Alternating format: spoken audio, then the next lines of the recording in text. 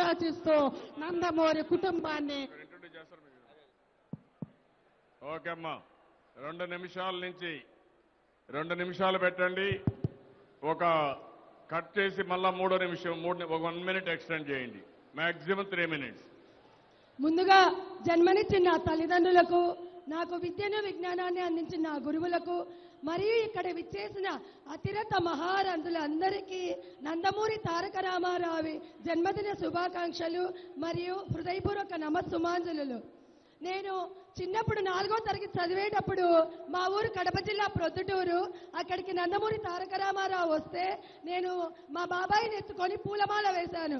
అప్పటికి నాకు దేవుళ్ళు అంటే చాలా ఇష్టము. రాముడు కృష్ణుడు ఎలా ఉంటాడంటే ఆ రామారావు గారి సినిమాలు చూసి నేను ఇలా ఉంటాడేమో రాముడు కృష్ణుడు అనుకునేదాన్ని. ఆయన ఇప్పుడు ఒక ప్రజా సంక్షేమ నాయకుడిగా ఆడవాళ్ళకి ఎంతగానో ఉపయోగపడ్డాడు. మీడియా ద్వారా సమాజానికి చాలా సందేశాలు అందించవచ్చు అని ఆయన ద్వారా నేను తెలుసుకున్నాను. ముఖ్యంగా క్రమశిక్షణ.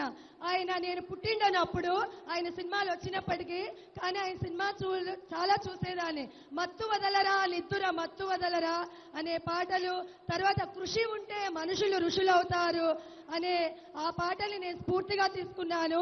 నాకు ఒక మానసిక వైకల్యం గల అబ్బాయి పుట్టాడు. అబ్బాయి 18 గంటలు ఏడ్చేవాడు. నా మాట నడక రాలేదు. కానీ నందమూరి తారక రామారావు సినిమాలు చూసి ఆ స్ఫూర్తితో నేను మా అబ్బాయిని ఇప్పుడు 400 పాటలు డాన్సు డైలాగులు చేసి రాష్ట్రపతి అవార్డుకు నవంబర్ 14న అబ్బాయి ప్రణబ్ ముఖర్జీ గారితే ఢిల్లీలో. హలో, తర్వాత అంతర్జాతీయ వికలాంగుల దినోత్సవం రోజు వికలాంగుల కోసం మన నారా చంద్రబాబు నాయుడు గారు మా అబ్బాయికి సన్మానం చేశారు. ఫ్లైట్ టికెట్లు ఇచ్చి ఎంతగానో సంతోషం. మీరు గమనించారో లేదో ఆంధ్రప్రదేశ్ ప్రభుత్వము దాని కింద నారా చంద్రబాబు నాయుడు గారు నథింగ్ ఈజ్ ఇంపాసిబుల్ అనే ట్యాగ్ అమర్చారు. నిజంగా చాలా ప్రపంచంలో అసాధ్యం అంటూ ఏదీ లేదు. మనకి ఎంత లోటు బడ్జెట్ ఉన్నా మన గౌరవనీయులు నారా చంద్రబాబు నాయుడు గారు ఎంతో మన కోసం కష్టపడి అమరావతి అభివృద్ధి మన లక్ష్యంగా ఈనాడు ఎంతగానో శ్రమిస్తున్నారు. ఇంత మంచి అవకాశాన్ని ఇంతమంది పెద్దవాళ్ళ ముందర ఇంత మంచి అవకాశాన్ని ఇచ్చినందుకు మా థ్యాంక్ యూ వెరీ నైస్ అమ్మా, బాగా మాట్లాడు.